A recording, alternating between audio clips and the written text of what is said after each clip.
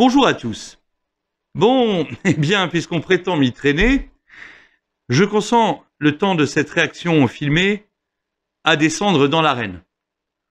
Oh, une toute petite arène en carton-pâte, fabriquée par 2-3 crétins anarchisants revendiqués antifa, qui s'imaginent détenir un peu de pouvoir, un tout petit pouvoir, que leur confère leur très petit activisme local, décidément très local. Antifa donc, mais c'est bien des choses ça, c'est un peu comme identitaire. C'est touchant, à 17-18 ans, l'âge des défis et des expérimentations. Ça commence à devenir légèrement inquiétant quand on arrive à 25 ans, et au-delà, parce que ceux qui prétendent me combattre ont quand même la quarantaine bien sonnée, ce n'est plus rien d'autre que simplement navrant et pathétique. Mais bon, je descends donc dans l'arène parce que ceux qui m'attaquent m'injurient, me calomnient, me diffament assidûment depuis plus de 3 semaines, maintenant presque un mois, sur leur réseau, ont cette fois largement franchi les bornes de ce qui m'est acceptable et surtout de ce qui est permis par la loi. Et il faut bien, à un moment quand même, leur donner une leçon ou du moins un début de leçon, car nous irons de l'arène au tribunal judiciaire, bien réel celui-là, et ce sera l'occasion pour eux de perdre les commodités de leur pseudo-anonymat. C'est tellement commode, n'est-ce pas, de vomir sa haine en se planquant derrière son ordinateur, mais il est parfaitement illusoire, un adolescent le sait, de s'imaginer pouvoir le faire impunément. Et ils vont rapidement d'ailleurs apprendre à leurs dépens ce qu'il en est. Mais j'en viens sans plus tarder aux faits qui me conduisent à cette prise de parole filmée. Depuis 3 semaines, donc, je subis des attaques aussi scandaleuses qu'ignobles par publication sur les réseaux sociaux Facebook et Instagram. Ces attaques visent pour l'essentiel mes compétences et mon intégrité professionnelle. Tout en étant motivé, c'est l'évidence, par mes engagements politiques, par nature pourtant tout à fait extérieure à mon activité professionnelle. Me voilà donc contraint de préciser ici que j'exerce la profession de professeur de philosophie dans un lycée d'une petite ville de province. Et les auteurs de ces attaques, qui s'en prennent donc à ma réputation professionnelle, s'échinent à la ternir en s'imaginant pouvoir la détruire et pourquoi pas m'acculer à la démission ou obtenir, soyons fous, ma révocation. Les auteurs de cette petite cabale sont eux-mêmes des enseignants, ils exercent dans la même ville ou à proximité. Ce sont les enseignants, je viens de le suggérer, d'ultra-gauche, se disant libertaires, antifa, ce genre de choses. Ils se situent au croisement de plusieurs organisations que je pourrais nommer et lister sans aucune difficulté, et c'est donc au seul titre de ce que mes positionnements et engagements politiques et la notoriété qui les accompagne n'ont naturellement pas l'heure de leur plaire et justifient, selon ce qu'ils se figurent, être un combat, de me taxer de facho. L'invective est aussi vieille et aussi vite que le gauchisme lui-même, cette maladie infantile qui affecte donc aussi certains grands enfants des salles des profs. Après tout, ils n'ont jamais quitté l'école. Ces idiots utiles, pour poursuivre la référence à Lénine, qu'ils n'ont bien sûr pas lu, du mondialisme ultralibéral qu'ils s'imaginent toutefois combattre, en sont pourtant les plus parfaits alliés objectifs, puisqu'ils acceptent l'une des formes constitutives de cet ultralibéralisme en promouvant les flux mondiaux massifs et incontrôlés de population. Tiens, Lénine, dis bonjour aux antifas. Je suis donc, moi, que le ministère de l'Intérieur classe dans la catégorie droite souverainiste, comme ce fut le cas lors des dernières élections législatives, livré par ces gens à la vindicte de leur maigre audience virtuelle, sous les désignations de profs de philo fachos ou de profs de philo d'extrême droite. J'observe d'ailleurs que l'accusation de fascisme a pour ces gens une extension pour le moins vague et large, puisqu'évoquant mon engagement passé derrière Jean-Pierre Chevènement, il n'hésite pas à qualifier ce grand homme d'État, qui fut l'une des dernières figures de la véritable gauche républicaine, à le qualifier peu ou prou, lui aussi, de facho. J'observe plus fondamentalement que ces gens, citant l'obscur Grégory Chamba, qui, en commettant quelques ouvrages monomaniaques, est devenu la très vague caution intellectualiste de leur vacuité idéologique, Chamba, citant lui-même l'historien Zev Sternhell, qu'ils disqualifient ce faisant et sans même s'en rendre compte leurs propres accusations de fascisme. Cet historien, je cite, donnant du fascisme une définition tellement vague que l'on peut y rattacher n'importe quoi, comme Raymond Aron l'écrivait à son sujet. Bref, pour ces gens dont l'inculture politique crasse le dispute à la malhonnêteté intellectuelle la plus grossière, tout ce qui est à la droite, disons, de Jean-Luc Mélenchon, est facho.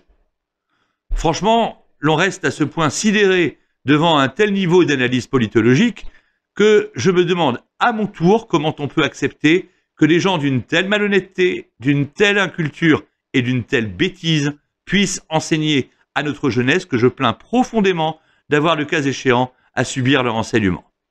Et si le naufrage de notre pauvre école, d'ailleurs, trouvait un de ces éléments d'explication dans leur présence en son sein, la question mérite, me semble-t-il, d'être posée. Mais pour en revenir aux attaques dont je fais personnellement l'objet, je voudrais signifier, et de la façon la plus claire, que je n'accepte pas, dans la forme, et avant même que ne soit abordé le fond, si on peut parler de fond, que je n'accepte donc pas que soit instaurée la moindre confusion entre, d'une part, l'exercice de ma profession et mon statut de fonctionnaire d'État, donc conscient de la noblesse qu'il y a à œuvrer dans le sens de l'intérêt général, je suis au demeurant très fier, et d'autre part, un engagement politique qui, au demeurant, a toute sa noblesse lui aussi. Depuis que je suis intensément engagé en politique, que j'exerce à ce titre une parole publique, j'ai toujours été soucieux d'éviter toute interférence entre mes engagements et mon activité professionnelle. Si ma ville d'exercice et a fortiori l'établissement où j'enseigne ont été publiquement désignés, ce qui est arrivé par exception, ce fut bien malgré moi et du seul fait d'indiscrétions commises par tel ou tel journaliste. Si j'ai en outre tenu plusieurs années durant un blog où je publiais mes cours, où mes élèves d'alors pouvaient librement questionner et échanger, on le retrouvera certainement dans les archives du web, j'avais toutefois décidé de cesser définitivement de l'alimenter en 2013, lorsque mes activités politiques ont été médiatisées et sont ainsi devenues largement publiques. Si j'ai, dans le même ordre d'idées, fait le choix de continuer à enseigner dans une ville distante de 70 km de ma ville de Nantes, où j'ai été de nombreuses fois candidat à des élections, ce fut pour éviter, et je ne crois pas que beaucoup d'enseignants qui sont également candidats aient observé pareille précaution, c'était pour éviter que la population de mes élèves et de leurs parents soit partie prenante d'élections auxquelles je me portais candidat. Tout cela a toujours été dicté par le souci de cloisonner strictement mon activité professionnelle et mes engagements publics, et de ne pas exposer l'administration dont je suis fonctionnaire au moindre impact pouvant découler de ces engagements. Et voilà qu'on ose m'attaquer en tant que fonctionnaire pour ces engagements extérieurs. Plus précisément encore, et contrairement à ce que voudraient faire accroire mes dérisoires détracteurs du moment, dont on va voir jusqu'où ils peuvent aller et de quelles ignominies ils sont capables. Je suis irréprochable, moi, contrairement à eux, eu égard au devoir de neutralité idéologique s'imposant à tout fonctionnaire d'État. Aucune confusion de mon côté entre le cadre par nature inviolable d'un établissement scolaire où la violence des hommes ne saurait entrer, pour paraphraser la célèbre formule de Jean Zay, et l'engagement politique qui, pour relever de la responsabilité de chaque citoyen, ne peut qu'être absolument extérieur au lieu où l'on instruit et forme le futur citoyen. Combien de fois a-t-on vu, au contraire, ceux qui prétendent aujourd'hui professionnellement me nuire, se vautrer, eux, dans la plus complète confusion des genres, par des propos tenus à destination de la jeunesse que la nation leur confie, propos parfois intimidants et inutilement culpabilisants. Si tu penses ça, c'est que tu es un réac, ai-je sidéré déjà entendu dire dans un couloir de la part d'un enseignant. Combien de fois les a-t-on vus faisant idéologiquement pression sur leurs élèves et abusant en ceci le sens critique en formation de jeunes gens pour qu'ils adhèrent eux aussi aux mêmes inconséquences idéologiques qu'eux et grossissent, le cas échéant, les rangs de leurs propres mouvements et manifestations. Plusieurs personnels de direction s'en sont ouverts à moi et je sais qu'ils en gardent le souvenir intact. Se trouvant, eux, constamment dans la confusion des genres, il n'est guère étonnant que l'une des principales allégations portées contre moi par cette petite meute consiste calomnieusement à prétendre que je chercherai à influencer idéologiquement mes élèves. Ils osent bel et bien écrire cela sur leur réseau, plusieurs fois, en le déclinant de différentes manières, notamment dans une caricature sur laquelle je reviendrai, car elle atteint de tels niveaux d'ignominie qu'elle ne manquera pas de leur coûter très cher pénalement.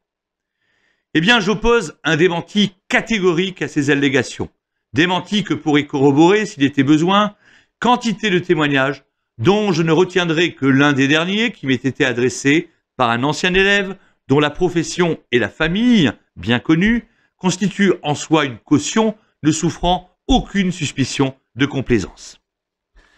C'est inacceptable, m'écrit cet élève. Je ne partage pas certaines de vos opinions politiques,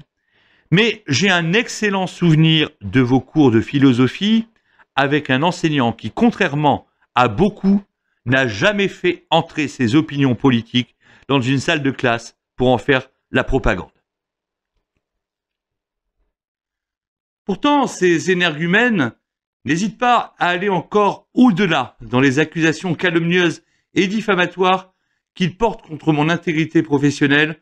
allant jusqu'à m'imputer, je cite, des insinuations racistes et antisémites devant élèves. Allégation à ce point infamante que je ne m'abaisserai même pas à me justifier, d'autant que les raisons philosophiques de mon philosémitisme et de mon refus constitutif de toute anthropologie fondée sur un quelconque biologisme risqueraient fort de les dépasser intellectuellement. Le seul point important en l'espèce étant que ces allégations sont elles aussi, de toute évidence, constitutives du délit de diffamation et qu'elles auront les suites judiciaires qu'elles appellent et méritent. Mais ce n'est pas tout. Prenant sans nul doute leur désir pour la réalité, ils en sont venus jusqu'à prétendre que mon administration m'aurait placé sous surveillance, qu'elle aurait dépêché des adultes chargés d'assister à mes cours afin d'en contrôler le contenu, moi sous surveillance. Profondément respectueux des règles de l'administration, je suis naturellement ici de la plus complète discrétion concernant le volet administratif de cette affaire. Mais il va de soi que cette allégation, même si ses auteurs se sont depuis partiellement rétractés, du fait de l'évidence contraire des faits et lorsqu'ils ont appris qu'ils auraient bel et bien à répondre de tout cela, est à nouveau, je le répète, purement diffamatoire. Le sort qu'entendent me faire, au prix de multiples infractions à la loi, donc cette fine équipe d'Antifa, puisqu'il faut ainsi donc les désigner, n'est que le regain d'une certaine intensité, il est vrai, d'une situation qui perdure depuis 10 ans maintenant. Il y a 10 ans, presque jour pour jour, je créais en effet, dans le but de mobiliser les forces qui voudraient s'associer au grand combat contre l'effondrement de notre système scolaire, le collectif Racine des enseignants patriotes, organisation à l'époque associée au Front National et qui est aujourd'hui l'une des instances internes du pôle d'expertise que je dirige du mouvement politique Les Patriotes. Cet engagement pour sauver une école de la République en plein naufrage, naufrage qui n'a malheureusement eu de cesse de se poursuivre depuis, du fait que n'étant pas parvenus jusqu'ici au pouvoir, nous n'avons pu mettre en œuvre notre grand plan de sauvetage ultime chance pour l'école. Cet engagement m'a valu énormément de soutien, une large estime de la part de nombreux enseignants, de certains personnels de direction, également de quelques hauts fonctionnaires du ministère, de certaines organisations professionnelles et syndicales, et bien sûr de beaucoup de citoyens, simples parents, vivant dans leur chair le délitement d'une école ne remplissant plus ses fonctions. Dans les années 2014-2017, l'existence et les positionnements du collectif Racine étaient devenus un sujet dans chaque salle des professeurs de France et de Navarre, au point que la ministre de l'époque avait dû se positionner publiquement. Bien sûr, tout cela m'a aussi valu beaucoup d'inimitiés de collègues. J'entoure naturellement le terme de guillemets, outre que celui d'inimitié relève en l'espèce de l'euphémisme. Dans un milieu gangréné par l'idéologie gauchiste, laquelle continue d'autant plus de sévir et de nuire qu'elle trouve une nouvelle vigueur en intégrant le poison idéologique américanoïde formé par le wokisme, la cancel culture, le néo-féminisme et le transgenrisme, idéologie qui s'est de longue date révélée comme le plus efficient vecteur de ce que l'horreur libérale a fait subir à notre pauvre école, c'est-à-dire son naufrage, cette idéologie qui continue d'exercer une forme de monopole ne tarde pas à se muer en terrorisme idéologique qui s'abat sur quiconque serait identifié comme authentiquement républicain et patriote, comble du fascisme, n'est-ce pas? Durant ces années-là, je recevais par exemple de la part d'enseignants qui pensaient, du fait de mes activités politiques soutenues, que j'étais en disponibilité de l'éducation nationale, des menaces me prévenant qu'on me ferait vivre l'enfer, je cite, lorsque je la réintégrerai. L'année 2017, celle de la campagne des présidentielles, où je fus particulièrement investi comme conseiller éducation d'une candidate qui allait rassembler 11 millions de suffrages sur son nom, a logiquement conduit à la multiplication des petites machinations et à l'exacerbation des haines. À titre d'exemple, dans l'une de mes classes où je professais à raison de 8 heures hebdomadaires, se trouvait non pas un élève, mais un petit mouchard, petit con deviendra vieux salaud, disait Sartre, dont la présence en lieu et place du profit intellectuel qu'il aurait dû tirer de mon cours de philosophie ne visait qu'à rapporter à sa mère, représentante d'une organisation de parents et par ailleurs enseignante gauchiste, elle fait toujours d'ailleurs aujourd'hui partie de la meute, le moindre de mes propos qu'elle aurait pu détourner et instrumentaliser à mon détriment. Bien sûr, tout au long de cette période, ces gens ont rédigé de multiples courriers de délation, ou plutôt pour renvoyer à l'intitulé du délit correspondant, tel qu'il est prévu et réprimé par le code pénal, de dénonciation calomnieuse à destination des autorités administratives de l'éducation nationale, et ils continuent de le faire.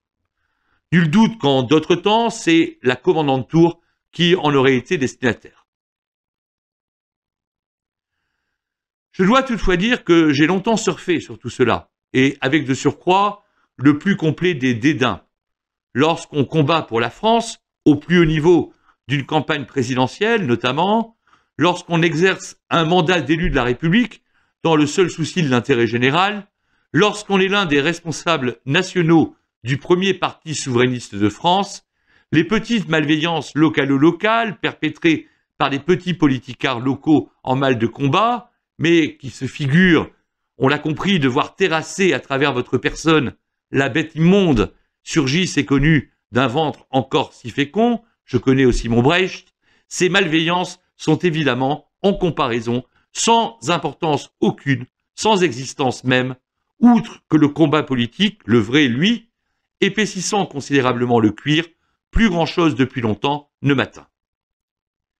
Mais l'exacerbation que connaît depuis la rentrée de septembre cette situation, qui perdure donc depuis 10 ans, avec, je le disais, des variations d'intensité. Le niveau atteint par les mises en cause personnelles dont je fais l'objet,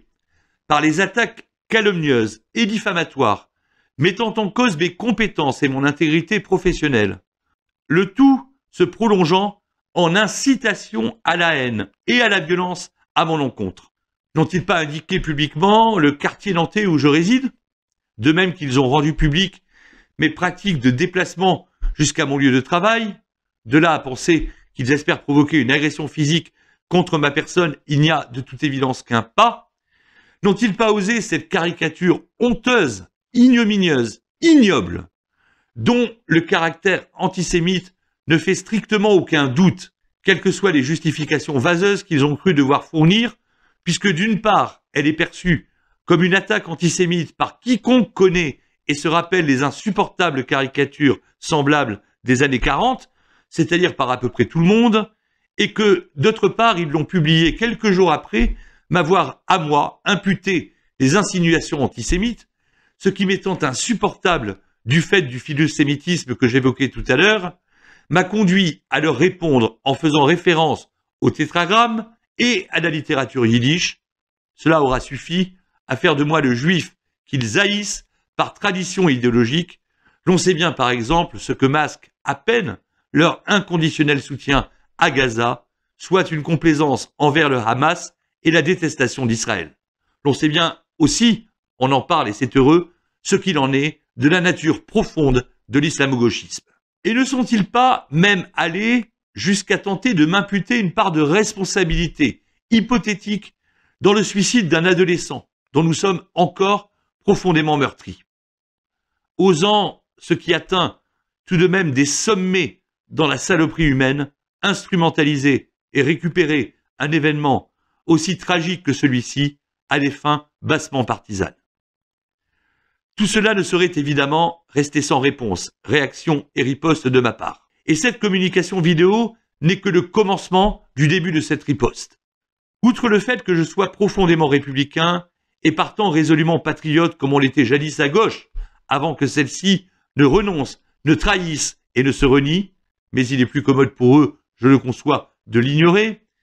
mes détracteurs à la petite semaine ne supportent évidemment pas que toute modestie bue, mes compétences professionnelles soient excellentes, mes états de service à l'avenant et que je sois de surcroît largement apprécié des jeunes gens auxquels j'ai le plaisir d'enseigner, avec, il est vrai, toujours une juste exigence qui peut être au premier abord dépaysante, puisqu'elle tranche radicalement avec les multiples renoncements, répétés et sédimentés, dont l'institution scolaire à la dérive s'est rendue coupable, mais qui n'est autre que cette exigence que l'école de la République aurait dû inconditionnellement maintenir. De ce niveau d'exigence maintenu, et l'école ne manquerait pas de se relever si elle redevenait la norme, mes élèves me savent gré, et très souvent m'en remercient. Parfois dès la fin de l'année, ou également souvent à la faveur des succès qu'ils rencontrent par la suite dans l'enseignement supérieur et jusqu'au concours des plus grandes écoles, dont ils réussissent l'épreuve de culture générale en continuant d'appliquer ma méthodologie de la dissertation par exemple. Ils seraient nombreux à pouvoir en témoigner, et même pourraient en témoigner également un certain nombre d'enseignants locaux qui ne sont rien d'autre que les parents de certains de ces élèves. Cela, bien sûr, les antifas locaux, avancés en âge, ne le supportent pas. Du fait de mes engagements politiques publics, quoique absolument extérieurs, je le répète une énième fois, à l'exercice de ma profession, ils se font une mission, entre un retour de ZAD et d'une manif de soutien à des clandestins, de fabriquer et de diffuser calomnieusement et diffamatoirement des allégations inverses. Je serai donc l'exercice de mon métier exécrablement mauvais, sadique, détesté, et j'en passe. Comment d'ailleurs pourrait-il en aller autrement d'un prof facho, comme ils disent, je vous le demande. Eh bien, ce qui est tout de même fâcheux, je n'ai pas dit facho, parce que les faits sont têtus. Pour citer une nouvelle fois Lénine, dussé-je passer pour quelqu'un de gauche, mais tant qu'à passer pour tel, autant que ce soit de la vraie gauche. C'est fâcheux parce que les messages que je reçois régulièrement de mes anciens élèves, messages souvent émouvants, toujours en tout cas reconnaissants, expriment tous exactement le contraire. Allez, un petit florilège composé de quelques-uns de ceux que j'ai pu, parmi une multitude accumulée tout au long d'une désormais longue carrière, immédiatement retrouvée. Ils sont tous évidemment soigneusement anonymisés et sont pour la plupart très récents. Je serai donc détesté. Voilà un mot, comme j'en reçois souvent, déposé dans mon casier en fin d'année. Une élève me remercie pour la superbe année, je cite, qu'elle a passée avec moi. Et voilà à présent le mot dont l'an passé, 9 élèves d'une classe ont accompagné le cadeau qu'ils m'ont fait et qui m'a réellement touché. Ici, l'on trouve, c'est un peu plus ancien, le mail d'une ancienne élève qui est venue me revoir pour assister, guidée sans doute par la nostalgie, à l'un de mes cours. Elle regrette, me dit-elle, que les enseignants qu'elle a à l'université ne fassent pas cours avec autant d'intérêt que moi. Ah, concernant mes pratiques pédagogiques, voici une élève que j'ai incitée à lire et qui me recommande de garder la même pédagogie. Je la cite. Même si au début ça peut paraître strict, on finit, écrit-elle, par s'adapter facilement. Et elle ajoute, j'ai réussi à apprendre à rédiger une dissertation et connaître de nombreuses notions et points de vue différents. De plus, ajoute-t-elle, excellent moyen pour la culture générale. Sérieusement, quand on voit nombre de nos élèves arriver après être passés entre les mains d'enseignants antifa, eh bien, on se demande ce qu'ils ont retiré de leur enseignement. Je poursuis brièvement. Ici, on a des remerciements en date de l'année dernière, voyez-vous. L'élève qui a bien voulu m'écrire ce mot qui m'a touché, écrit ceci. Vous enseignez de la meilleure des manières. Vous avez été le meilleur professeur de ma scolarité. J'aime aussi beaucoup celui-ci, qui est beaucoup plus ancien pour le coup, mais que j'avais gardé précieusement, même si j'avoue que ma modestie souffre quelque peu d'en révéler le contenu. Vos cours, m'écrit-on, ont été pour moi une révélation. Je n'ai jamais, je crois, autant aimé aller en cours de ma vie. Cet élève m'écrivait tout cela après avoir fait des études brillantes et avoir notamment décroché la note excellente de 15,5 sur 20 au concours d'entrée en philosophie de l'École normale supérieure de la rue d'Ulm. Car je peux m'enorgueillir d'un certain nombre d'exceptionnelles réussites que sans doute le lycée où j'enseigne, qui est un lycée d'une petite ville de province, je le redis, n'aurait jamais connu si il n'avait pu bénéficier de mon enseignement en son sein. Notamment une élève, il y a quelques années, qui réussit à décrocher le 4e prix national au concours général de philosophie. Voilà qui oppose un démenti formel, catégorique, cinglant, massif et définitif aux petites allégations des incultes et crasseux de l'ultra-gauche antifa, avec, cela va sans dire, le plus abouti des mépris pour leurs pratiques, pour ce qu'ils sont et pour le peu, l'infiniment peu qu'ils représentent. Sachez, messieurs les tolérants intolérants, messieurs les fascistes antifascistes de salle des profs, que nous savons évidemment qui vous êtes. Nous avons depuis longtemps cartographié votre petit réseau. Nous pourrions nous aussi vous doxer à partir de comptes anonymes, ce qui est constitutif des méthodes qui sont les vôtres, méthodes de petite flicaille. Mais républicains, nous ne sortons pas, nous, du cadre de la légalité et nous nous en remettons entièrement, bien sûr, à la justice de la République. Aussi, nous attendrons que vos mines contrites soient contraintes de s'afficher lorsque vous serez auditionnés au commissariat de police et lorsque vous comparaîtrez devant le tribunal judiciaire. Nous attendrons votre condamnation pénale et l'opprobre qu'elle fera s'abattre sur vous. Alors que penser et que dire en substance et en conclusion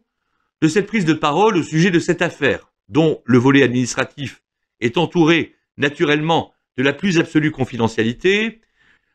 dont le volet pénal appellera la discrétion requise lorsque, sur le fondement des plaintes portées par mon avocat, les investigations et l'instruction auront débuté, mais dont le volet politique, dont relèvent les propos que je viens de tenir tout au long de cette vidéo, demeurera, lui, grand ouvert, car il y a là toutes les raisons d'un combat.